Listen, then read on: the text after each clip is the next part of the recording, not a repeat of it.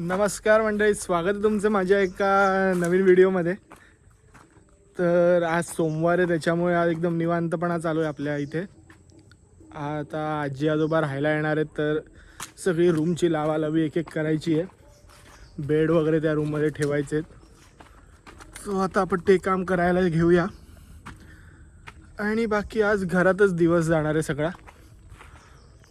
So बघत राहा आता एक एक घरातल्या गमती गोष्टी कशा होत आहेत. बाकी आज तसं दिवसभर ऊनच पडलं आहे. सकाळी थोडासा पाऊस होताच, पण आता पूर्ण ऊन पडलेलं आहे. आणि एक एक सामान आपलं खाली चाललं आहे. हां, हो, आता गाडी आत लावतो. टेबल खाली चाललेत, खुर्च्या खाली चालल्यात. आणि कान्हा आपला भुंकाला आहेच तयार. सो हे आहे आपलं आजोळ वृद्धाश्रम. ह्याचा एक आपण सेपरेट व्हिडिओ बनवणार आहोत की आपलं कसं काय काम चालू आहे इथे आणि काय रेट्स आहेत आणि कधीपासून सुरू होतं आहे. हा एक वेगळा व्हिडिओ आपण बनवूया. तोपर्यंत हा व्हिडिओ तुम्ही कंटिन्यू करा, बघत राहा. तर जसं आपण कालच्या व्हिडिओमध्ये तुम्हाला बोललो, आजीने गौरीची साडी वगैरे घेतली आणि आपण रत्नागिरीत आपल्या गणपतीला जाणार आहोत. पण अचानकपणे आपलं रात्री ते कॅन्सल झालं.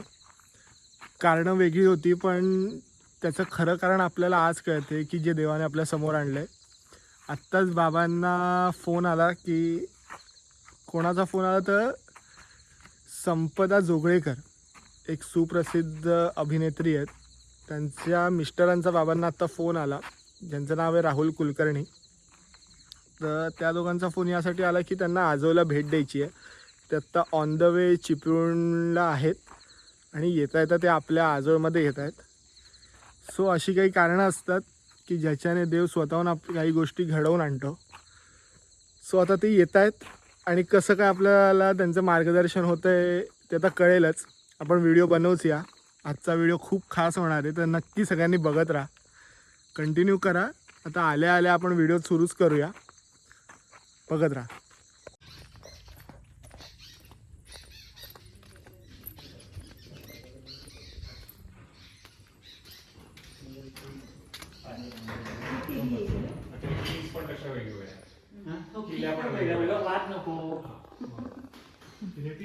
आपलं AC ते फिटिंग. त्या एसीचं पण परत असं आहे की एसी चालणारे दोघं पाहिजे, एकाला एसी लागतोय असंही आहे. आणि तुम्ही रेस्टॉरंट मध्ये गेलात आणि 2 ब्रेकफास्ट दोघं गेलो आणि 2 ब्रेकफास्ट मागवले, तर 2च्या ऐवजी माझी इच्छा आहे तर मी 5 घ्यायचे. 2 आम्ही ऑर्डर घेतोय आणि 3 अननोन मध्ये टाका. तुम्ही पे केलं तर त्या रेस्टॉरंटने त्याचा हिशोब ठेवायचा आणि त्याच्यानंतर कोणीतरी येऊ शकतं.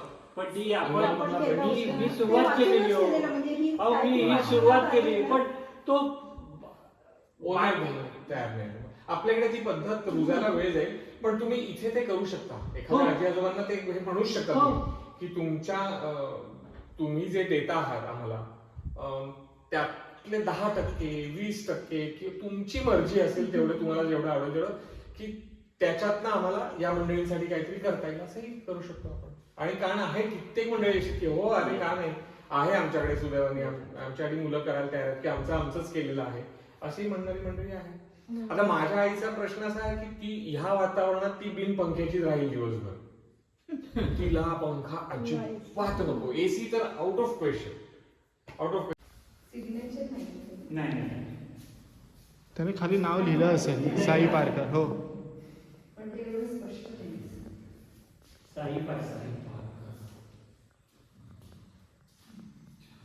तर मी गजानन महाराजांच्या काळात सांगणार आहे. प्लास्टिक वर्जन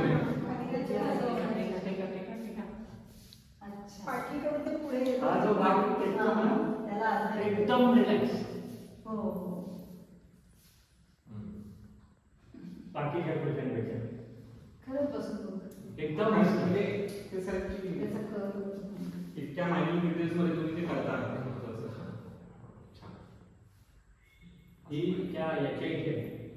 भावे म्हणून गाव आहे इंदापूरला आतमध्ये राईट माणगाव सोडल्यानंतर इंदापूर लागतं आपल्याला. तिकडे बरोबर ते चौकातच राईट मारायचा, आतमध्ये 3 किलोमीटर भावे गाव आहे. तिकडे समृद्धीच्या या येतात रत्नागिरीपर्यंत डिस्ट्रीब्युशन. हां एकदम मस्त. फक्त त्या सांगावं. आनंद वाटला पाहिजे ना, जी व्यक्ती येणार इथे तिला येताना. मी अगदी तुम्हाला सांगू, आईंच्या मैत्रिणी कोणी असतील त्यांना आमंत्रण द्या की 1 महिनाभर आईंच्याबरोबर गप्पा मारायला राहायला इथे या. तर काही गैर नाही. बरोबर. याचं कारण आहे की अशा वयाची 4 माणसं एकत्र राहताना तुम्हाला काय काय हँडल करायला लागेल. आम्ही टुरिझम मध्ये तेच केलं की आम्ही त्याला आपल्याला सजेशन आम्ही 1 वर्ष केलं प्रोटो टुरिझम. 1 वर्ष तब्बल घरातल्या येणाऱ्या सर्व अडचणी वयाच्या किंवा नातेवाईकांना मित्र मैत्रिणींना बोलावून या आणि राहा. आम्हाला कळू देत की आम्ही तुमच्यासमोर टॉवेल धरायचा का नाही, तुम्ही तुमचा टॉवेल आणणार का नाही, तुम्ही टॉवेल आणला तर तुम्ही वाळत कुठे घालू इच्छिता का तुम्ही माझ्याकडे देऊ इच्छिता. ही प्रत्येक छोटी गोष्ट समजायला त्या 1 वर्षाच्या प्रोटो टुरिझमचा आम्हाला उपयोग झाला. तर तुम्ही ह्या पद्धतीने करा की तुमच्या नात्यातल्या त्यांना सांगायचं की किमान 1 महिना माझ्याकडे राहायला या. चक्क स्पष्ट की काय 4 वयस्कर माणसाला 4 दिवस ठेवतात, सुरू होतात सल्ले. लगेच कारण अनुभव एवढा असतो ना, एवढं आयुष्य घालवलेलं असतं. आणि 4-5 वयस्कर माणसं घरात राहताना तुम्हाला नेमकी किती धावपळ करायला लागते. प्रत्येकाची न्याहारीची वेळ वेगळी आहे, पथ्य वेगळी आहेत. अरे मला ना हे चालत नाही, मला ना आता कडधान्य चालत नाही. आता बर्फ ठेवायची वेळ येणार आहे. आणि डिमेन्शिया आणि अल्झायमर समजून घ्या हे बेटा, रोग. हल्ली आता अगदी 70 वर्षाच्या पुढे तुम्हाला ते माहीत असलं ना की काय सोपं जाईल. नाहीतर आपल्या आकड्याला पलीकडे आहेत हे रोग. त्यामुळे आपण आपल्या पातळीवर तयारी ठेवूनच द्यायची.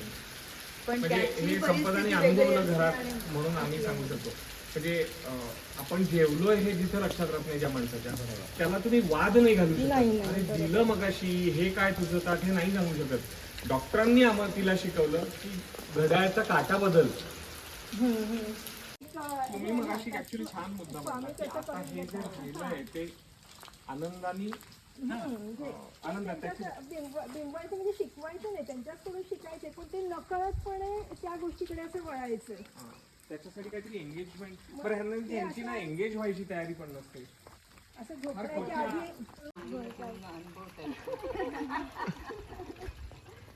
आणि हेतू चांगला असतो की सगळं चांगलं होतं याच्यावर आमचा पूर्ण विश्वास आहे. हा तो विश्वास आहे. हेतू चांगला.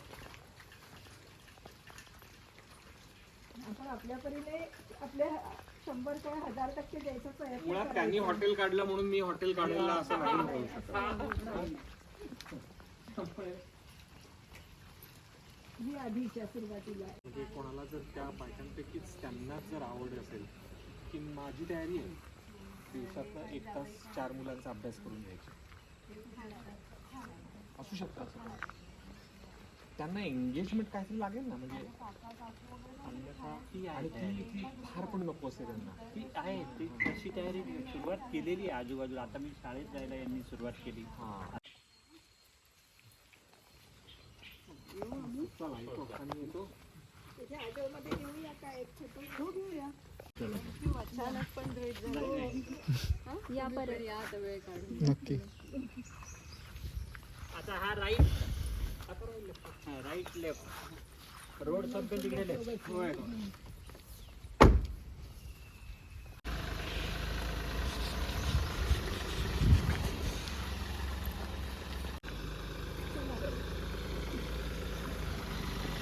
चल.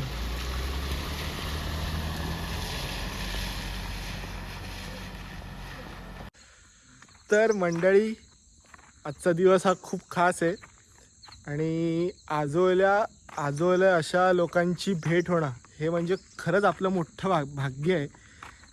आणि अचानक प्लॅन होतं म्हणजे कोणाच्याही डोक्यात असं काही नव्हतं की ते येत आहेत किंवा जर असं असतं की बाबा कोणतरी येत आहे तर आपण सगळी तयारी करून ठेवतो आणि म्हणजे वेल प्लॅन असतं हे. ॲक्च्युली आत्ता आज जे झालं ते काहीच प्लॅन नव्हतं त्याच्यामुळे आमची तर काहीच तयारी नव्हती. पण ती माणसं एवढी डाऊन टू अर्थ आहेत, खूप डाऊन टू अर्थ आहेत. कारण जसं जे आपल्याकडे होतं त्यामध्ये आपण त्यांचं भागवलं. आईने तर शेवटच्या क्षणाला आईने आणि भावनाने पिठलं भात, झुणका आणि भाकऱ्या हे सर्व प्लॅन केलं. आणि बाकी त्यांच्याकडून जे आपल्याला मार्गदर्शन मिळालं ते तर खूप मोलाचं आहे. त्यांच्याबद्दल सांगायचं तर ह्या दोघांचं एक संगमेश्वरमध्ये फुंडगूस म्हणून गाव आहे आणि या गावामध्ये त्यांनी ॲग्रो टुरिझम म्हणून सुरू केलं आहे. फार्म ऑफ हॅपीनेस म्हणजेच आनंदाचं शेत या नावाने त्यांनी ॲग्रो टुरिझम सुरू केलं आहे. खूप मोठी शेती आहे आणि ते आपल्याला पूर्ण शेतीची त्यांच्या टूर करवतात. एकदम बघण्यासारखं ठिकाण आहे. मी डिस्क्रिप्शनमध्ये सर्व त्यांचं टाकतोच. कोणी नसेल गेलं तर नक्की चेक करा आणि नक्की भेट द्या तिकडे. बाकी आजचा दिवस तर एकदम छान गेला आहे. ह्याच एका चांगल्या नोटवर आपण हा व्हिडिओ एंड करूया आणि उद्या आपण नक्की आपल्या रत्नागिरीला गणपतीला जाणार आहोत. सो तो व्हिडिओ आपण पुढे नेक्स्ट व्हिडिओ आपला रत्नागिरीच्या गणपतीचा असेल. सो बघत राहा आणि भेटूया आपण पुढच्या व्हिडिओमध्ये. तोपर्यंत bye bye, see you soon.